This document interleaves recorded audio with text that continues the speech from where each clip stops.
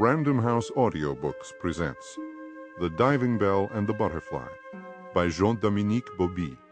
Read for you by René Auberjonois. The Diving Bell and the Butterfly.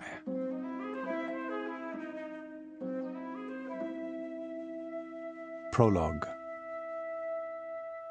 Through the frayed curtain of my window, a wan glow announces the break of day. My heels hurt, my head weighs a ton, and something like a giant invisible cocoon holds my whole body prisoner. My room emerges slowly from the gloom.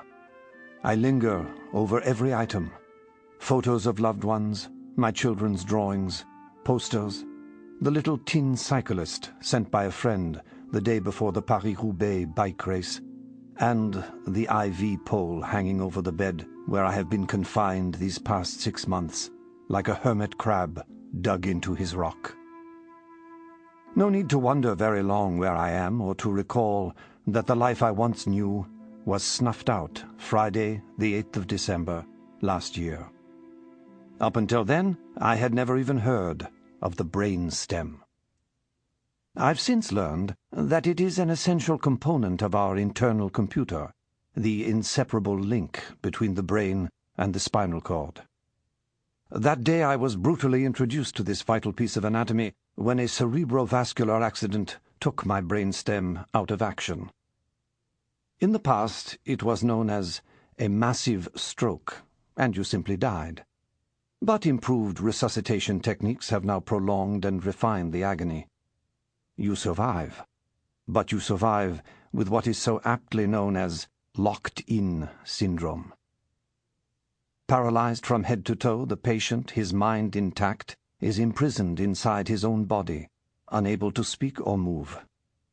In my case, blinking my left eyelid is my only means of communication. Of course, the party chiefly concerned is the last to hear the good news. I myself had 20 days of deep coma and several weeks of grogginess and somnolence before I truly appreciated the extent of the damage. I did not fully awake until the end of January. When I finally surfaced, I was in room 119 of the Naval Hospital at Berck-sur-Mer on the French Channel coast. The same room, 119, infused now with the first light of day from which I write. An ordinary day. At 7 the chapel bells begin again to punctuate the passage of time, quarter hour by quarter hour. After their night's respite, my congested bronchial tubes once more begin their noisy rattle. My hands, lying curled on the yellow sheets, are hurting, although I can't tell if they're burning hot or ice cold. To fight off stiffness, I instinctively stretch my arms and legs, moving only a fraction of an inch. It is often enough to bring relief to a painful limb. My diving bell becomes less oppressive, and my mind takes flight like a butterfly. There is so much to do. You can wander off in space or in time, set out for Tierra del Fuego or for King Midas's court. You can visit the woman you love, slide down beside her, and stroke her still sleeping face. You can build castles in Spain, steal the Golden Fleece, discover Atlantis, realize your childhood dreams and adult ambitions. Enough. My main task now is to compose the first of these bedridden travel notes, so that I shall be ready when my publisher's emissary arrives to take my dictation letter by letter. In my head, I churn over every sentence 10 times, delete a word, add an adjective, and learn my text by heart, paragraph by paragraph. 7:30. The duty nurse interrupts the flow of my thoughts. Following a well-established ritual, she draws the curtain, checks tracheostomy and drip feed, and turns on the TV so I can watch the news. Right now a cartoon celebrates the adventures of the fastest frog in the West. And what if I asked to be changed into a frog? What then? The wheelchair. I had never seen so many white coats in my little room. Nurses, orderlies, physical therapists, occupational therapists, psychologists, neurologists, interns, and even the department head. The whole hospital had turned out for the event. When they first burst in, pushing the conveyance ahead of them, I thought it meant that I was being ejected to make room for a new patient. I had already been at Berck a few weeks and was daily drawing nearer to the shores of awareness, but I still could not imagine any connection between a wheelchair and me. No one had yet given me an accurate picture of my situation, and I clung to the certainty, based on bits and pieces I had overheard, that I would very quickly recover movement and speech.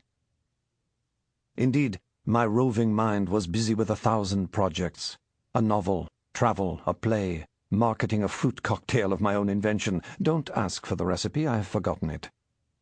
They immediately dressed me. "Good for the morale," pronounced the neurologist in sententious tones. And in truth I would have been pleased to trade my yellow nylon hospital gown for a plaid shirt, old pants, and a shapeless sweater, except that it was a nightmare to put them on, or rather to watch the clothes manipulated after endless contortions over these uncooperative dead-weight limbs, which served me only as a source of pain. When I was finally dressed, the ritual could begin. 2 attendants seized me by the shoulders and feet, lifted me off the bed, and dumped me unceremoniously in the wheelchair. I had graduated from being a patient whose prognosis was uncertain to an official quadriplegic. They didn't quite applaud, but they came close. My caretakers made me travel the length and breadth of the hospital floor to make certain that the seated position did not trigger uncontrollable spasms, but I was too devastated by this brutal downgrading of my future hopes to take much notice. They had to place a special cushion behind my head. It was wobbling about like the head of one of those African women upon removal of the stack of rings that has been stretching her neck for years. "You can handle the wheelchair," said the occupational therapist with a smile intended to make the remark sound like good news, whereas to my ears it had the ring of a life sentence. In one flash I saw the frightening truth. It was blinding as an atomic explosion and keener than a guillotine blade. They all left.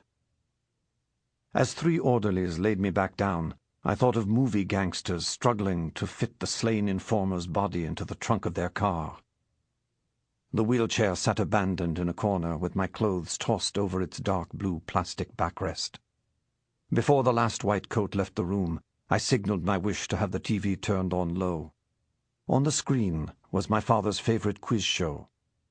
Since daybreak, an unremitting drizzle had been streaking my windows. Prayer. Oddly enough, the shock of the wheelchair was helpful. Things became clearer. I gave up my grandiose plans, and the friends who had built a barrier of affection around me since my catastrophe were able to talk freely. With the subject no longer taboo, we began to discuss locked-in syndrome. First of all, it is very rare. It is small consolation, but the chances of being caught in this hellish trap are about as likely as those of winning the lottery. At Berck, only 2 of us were locked in, and my own case was not classic. I am able to swivel my head, which is not supposed to be part of the clinical picture. Since most victims are relegated to a vegetable existence, the evolution of the disease is not well understood. All that is known is that if the nervous system makes up its mind to start working again, it does so at the speed of a hair growing from the base of the brain. So it is likely that several years will go by before I can expect to wiggle my toes. In fact, it is in my respiratory passages that I can hope for improvement. In the long term, I can hope to eat more normally, that is, without the help of a gastric tube. Eventually, perhaps, I will be able to breathe naturally without a respirator, and muster enough breath to make my vocal cords vibrate. But for now, I would be the happiest of men if I could just swallow the overflow of saliva that endlessly floods my mouth. Even before first light, I am already practicing sliding my tongue toward the rear of my palate in order to provoke a swallowing reaction. What is more, I have dedicated to my larynx the little packets of incense hanging on the wall, amulets brought back from Japan by pious globe-trotting friends. Just one of the stones in the Thanksgiving monument erected by my circle of friends during their wanderings. In every corner of the world, the most diverse deities have been solicited in my name. I try to organize. Sample complete. Ready to continue?